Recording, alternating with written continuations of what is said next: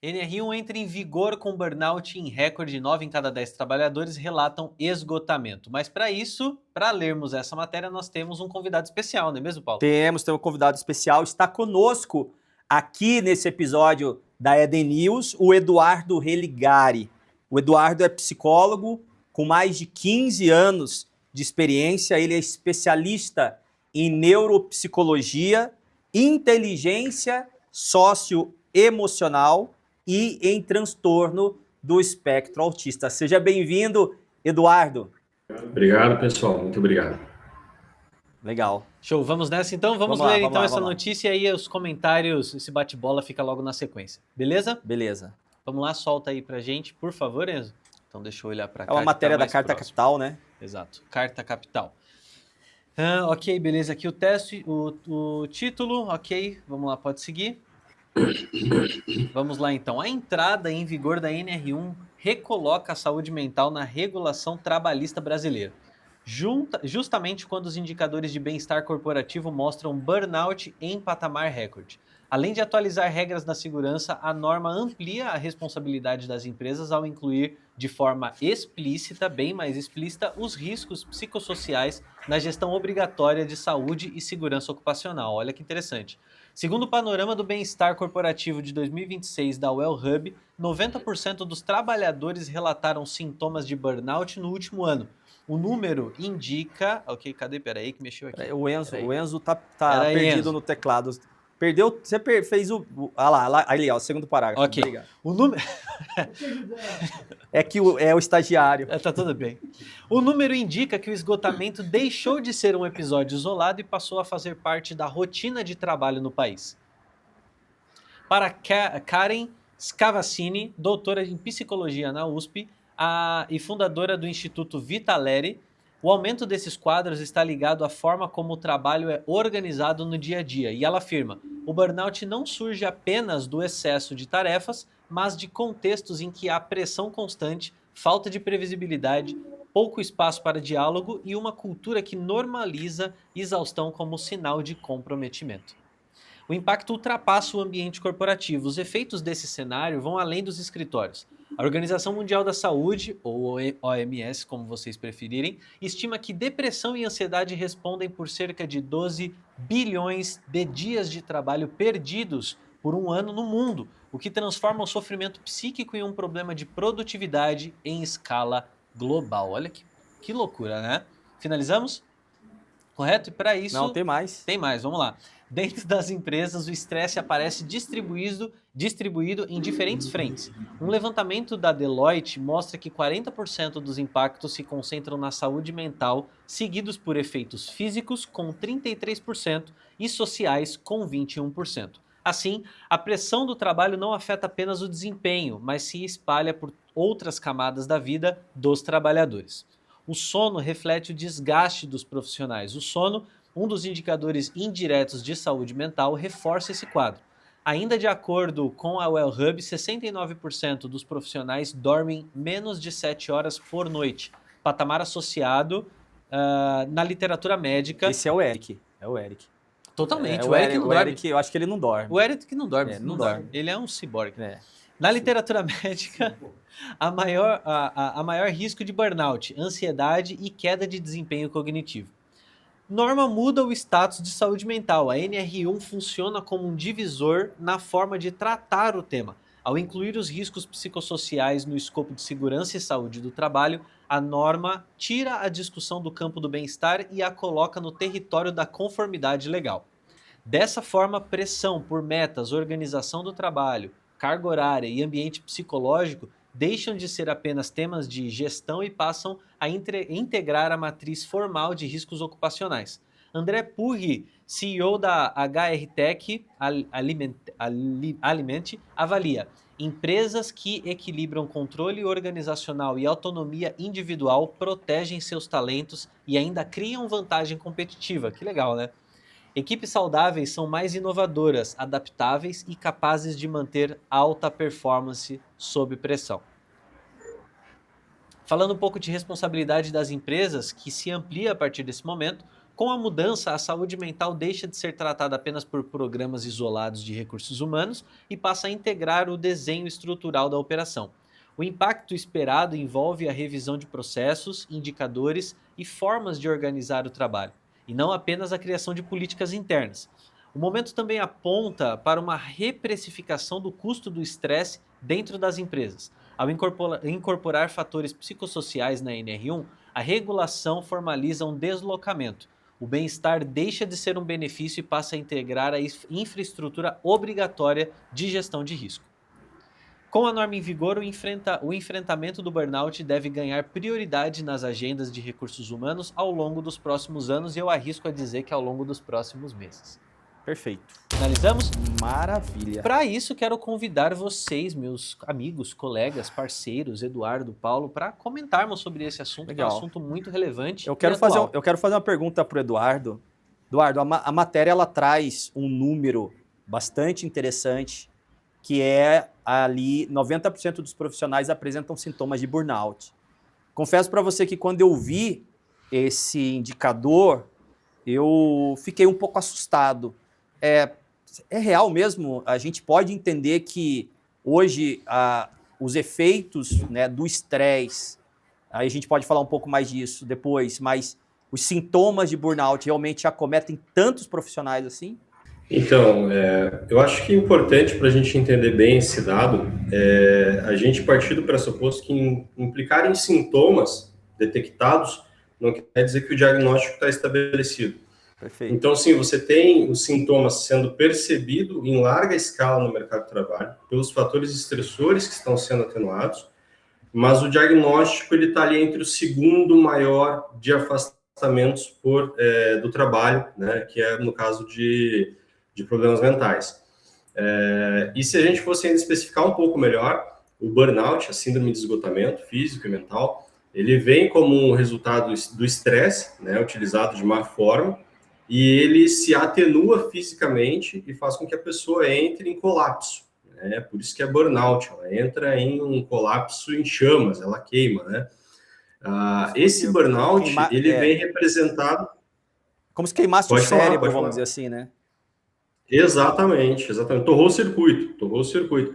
Porque ele vem realmente representado dessa forma no ambiente físico de trabalho, que é o quê? A pessoa que ela chega no esgotamento onde ela estoura, a tampa dela cai e ela esvai, né? Onde ela vai ter respostas violentas, respostas agressivas e muitas vezes o embotamento, que é se isolar e sair da situação e não conseguir retornar para o ambiente de trabalho.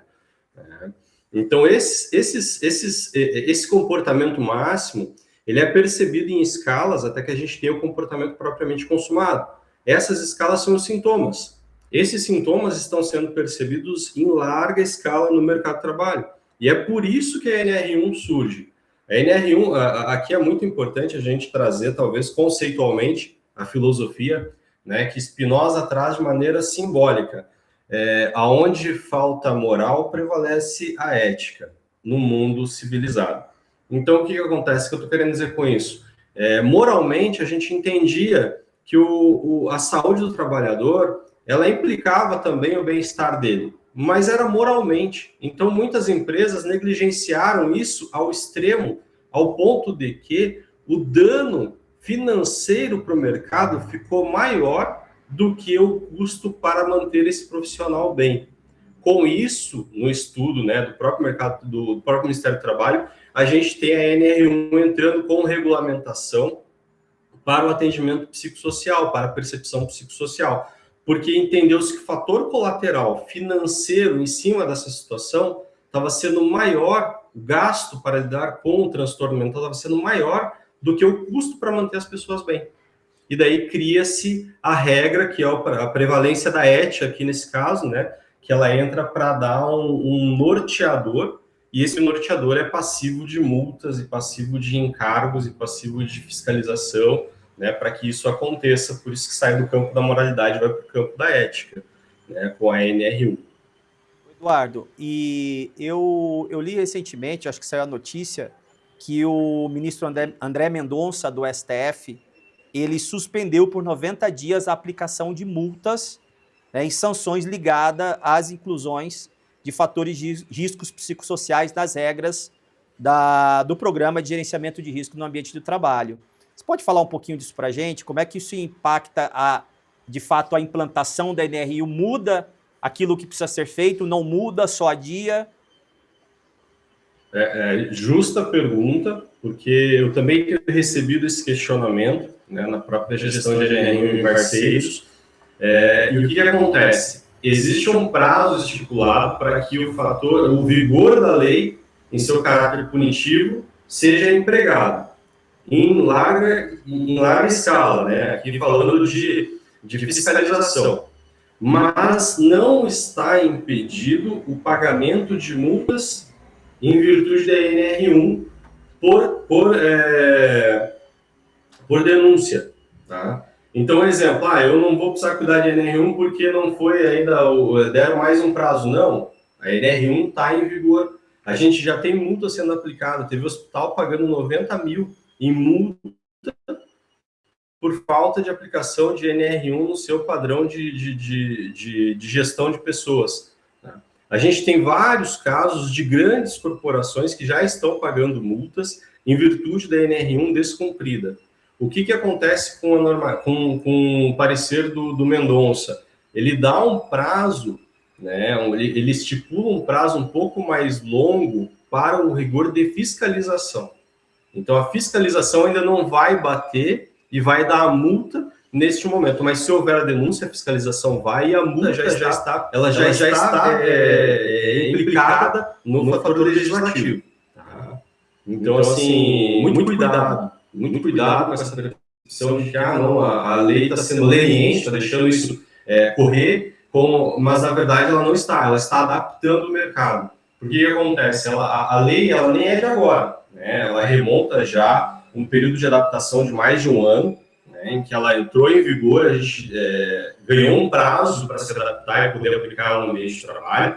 Esse prazo ele já foi excedido e a gente dá hoje mais 90 dias, porque o que o Mendonça entende? Se a gente implicar o rigor de multa por fiscalização nesse momento, a gente vai ter um encargo, um passivo trabalhista exacerbado, onde a gente não vai conseguir lidar com a educação do público. A gente vai gerar mais dano do que propriamente um avanço nesse setor. Exato.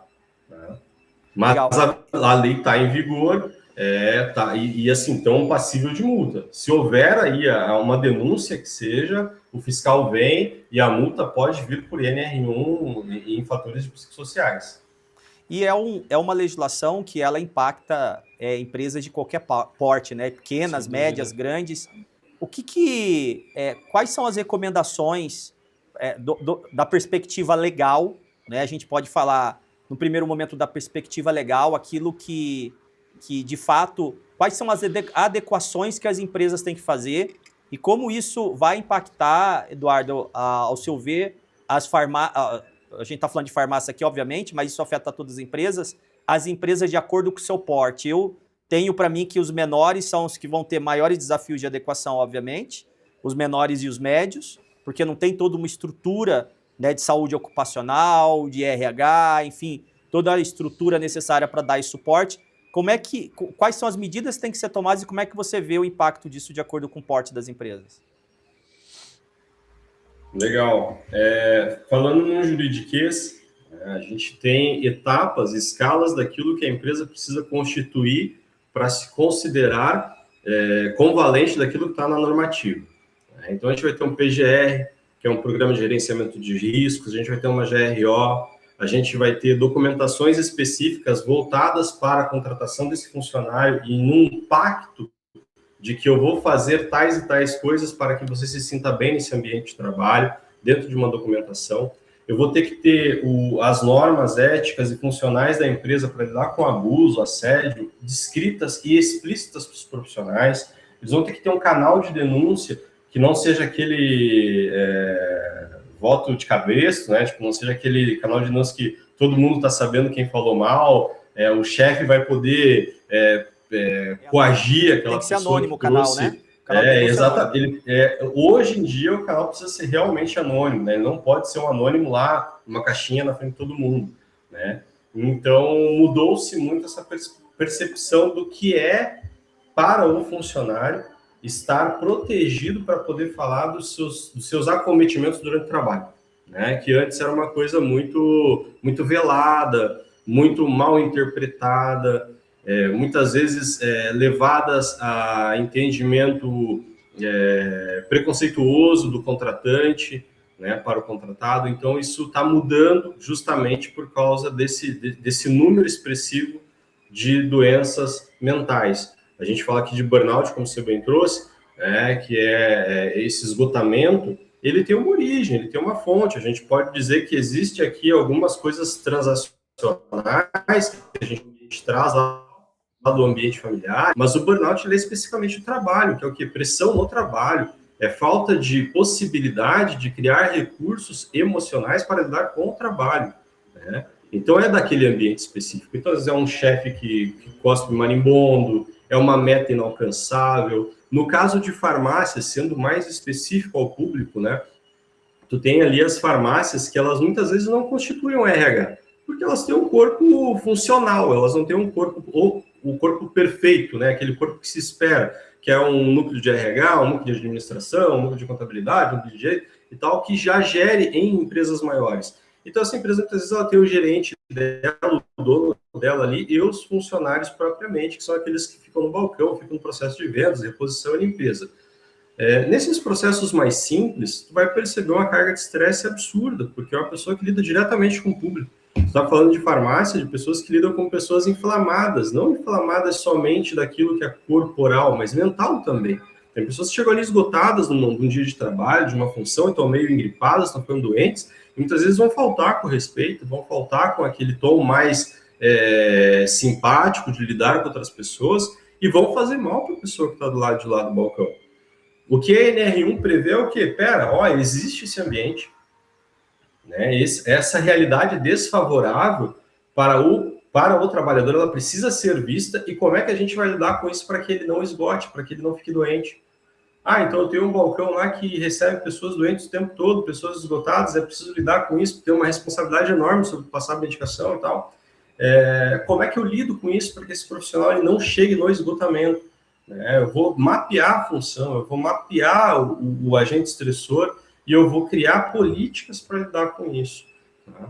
Dentro da tua pergunta ainda, nessa realidade dos pequenos, né, e aqui justamente para eles, porque realmente os grandes empresários, as grandes empresas vão ter o setor dentro deles bem estabelecido, que vai conseguir lidar com o departamento de pessoas, com o DHO, para fazer essa gestão, mas os pequenos realmente vão ter que se adaptar. O que acontece? Bem como em todo o mercado, soluções vão aparecendo. Hoje tu vai ter sistemas automatizados para poder fazer a construção de documentos embasados juridicamente, por um profissional de psicologia, que vai conseguir atestar aquilo que está acontecendo e, principalmente, oferecer formação, né, que é um dos pressupostos da regulação, que eu acho que a gente vai falar daqui a pouco, que é a formação, né, continuada para esses funcionários, para esses colaboradores, sobre os assuntos relacionados a transtornos mentais, que é um assédio moral, é um burnout, é como lidar com determinadas situações, que políticas devem ser cobradas, né, em contrapartida da empresa. Então, isso tudo precisa estar sendo expresso através de um programa continuado de educação para os colaboradores. Isso você vai encontrar em plataformas, caso você não tenha dentro do teu time, né, para atuar, dentro da tua empresa para atuar com esse assunto, você vai ter em plataformas, vai ter em outros ambientes para contratação externa. Legal. A gente, aqui, nós convidamos o Eduardo, mas o Eduardo, a gente está construindo uma parceria Sim. entre a Eden e o Eduardo, dentro desse contexto do trabalho da NR1, para dar suporte aos empresários que fazem parte da Eden. E uma primeira iniciativa que a gente tomou, né, Eduardo, foi de criar todo um conteúdo de capacitação em torno do tema da NR1. Você mesmo teve aqui em São Paulo com a gente, o Eduardo é lá de Blumenau, teve aqui em São Paulo com a gente, fizemos essa gravação. Você pode falar um pouco desse conteúdo que você gravou, que a gente já disponibilizou ou vai disponibilizar, Enzo? Já está dia 22. Dia 22 a gente vai liberar o conteúdo dentro da plataforma da Eden Educação, então quem quiser acessar, tá aí o QR Code.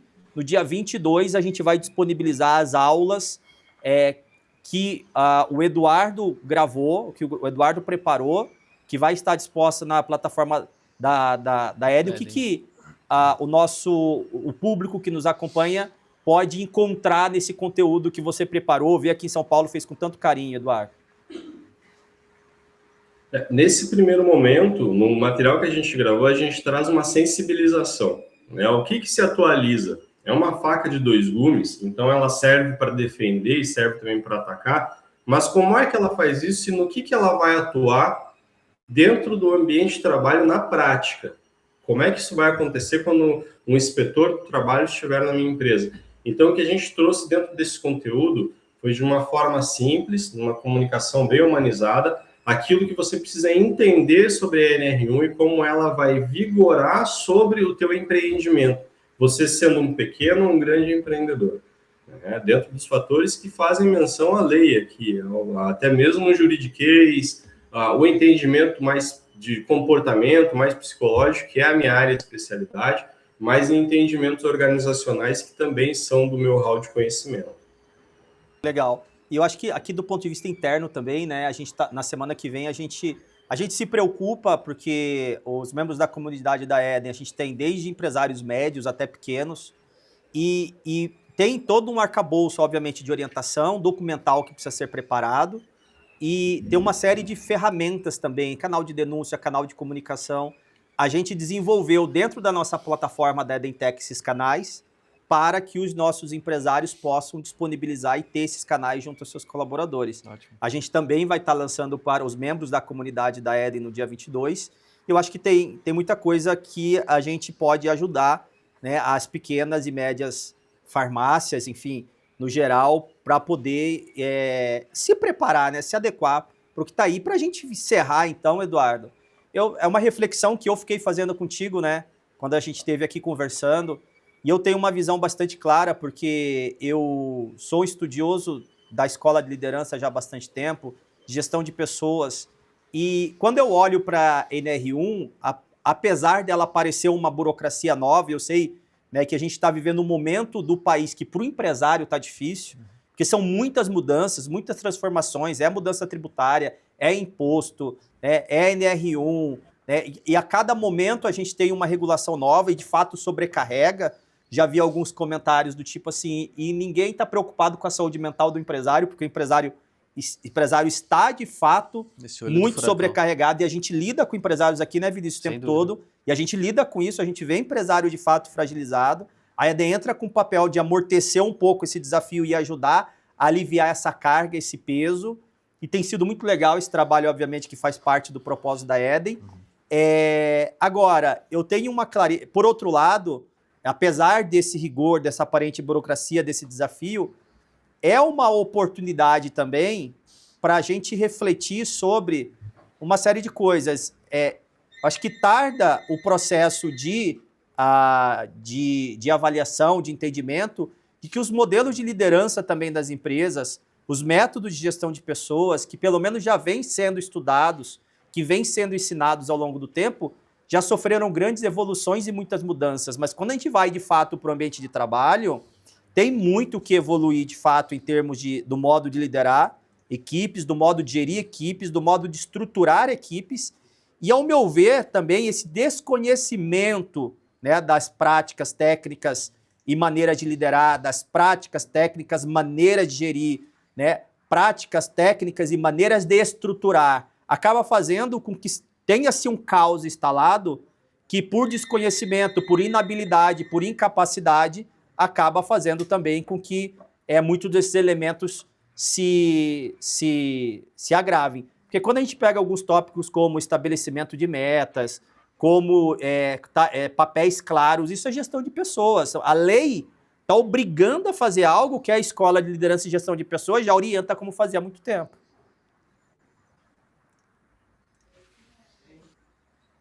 Certo, né? E importante destacar, dentro da tua fala, que a gente vinha de uma estrutura que se preparava, de certa forma, organicamente para lidar com esses assuntos, que são estruturas que buscam hoje de um líder a capacidade de gerir o potencial do seu time para que esse time esteja eficaz e feliz, né? Eu lembro que não há muito tempo atrás, eu mesmo no mercado de trabalho, eu tinha líderes que, tipo, chegavam picando fogo numa sala. Chegavam, assim, em um, um jeito truculento de verbalizar coisas, de ser ofensivo, de te ameaçar de maneira indireta, de maneira agressiva, tipo, se a meta não for cumprida, esse setor todo vai ser desligado. É isso aí, vocês vão para casa do caralho. E outras coisas mais que você escutava, que você ficava assim, chocado, você saía dali meio tipo, eu tenho que ter raiva dele para usar essa raiva para vender. Medo, isso, né? foi sendo Eu tenho que ter medo para ser impulsionado pelo medo de perder o emprego, né? Exato. As pessoas entregavam números? Entregavam, a gente vê aí as corporações de antigamente que funcionaram, mas foi se percebendo que não é assim que você tem o melhor resultado, não é assim que você tem o melhor colaborador, não é assim que você tem a melhor pessoa para lidar contigo. Líderes medíocres agem dessa forma, atuam dessa maneira, cobram a maneira de gerir, né? Cobram e gerem desta forma. Quando tem um líder de ponta, como é o que você vem trazendo no teu diálogo, você tem aquele cara que, eu tenho que cobrar meta, assim como aquele cara lá que eu estava narrando aqui, vai cobrar picando fogo, eu tenho que cobrar essas metas também, mas existe um jeito de comunicar, existe uma maneira de passar isso para o meu time, existe uma maneira que essas pessoas vão receber essa informação e com elas vão aprender e vão conseguir trabalhar. E não ficar com medo de mim, ter que reagir às minhas situações para trazer números para a empresa. É uma colaboração. Então, a gente atenua hoje para um entendimento de correlação entre empresa e colaborador, empresa e contratado. Eu acho que, Por isso tem mais uma questão.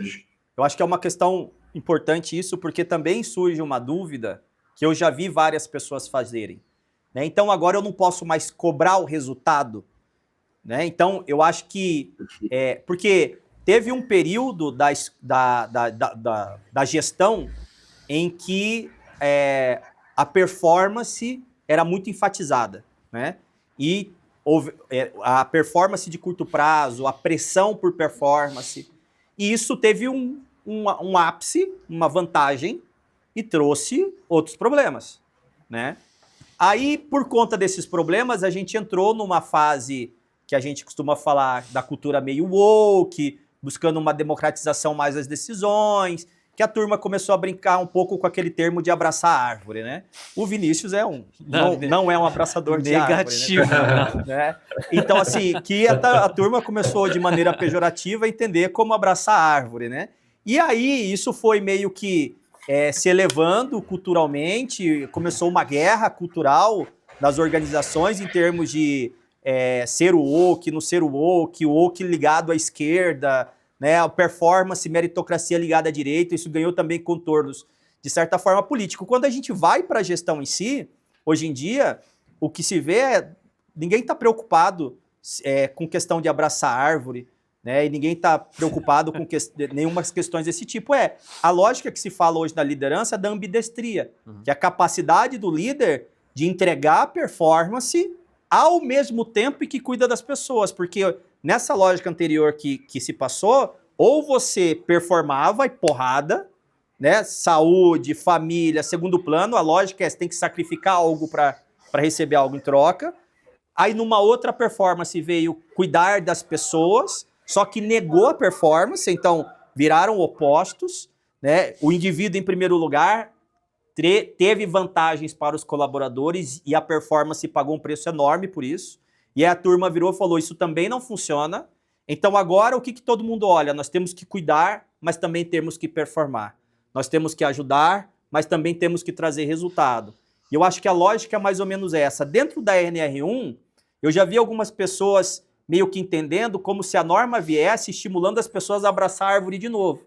O que também não é isso, né, Eduardo? A questão é a performance é necessária, buscar o resultado é necessário.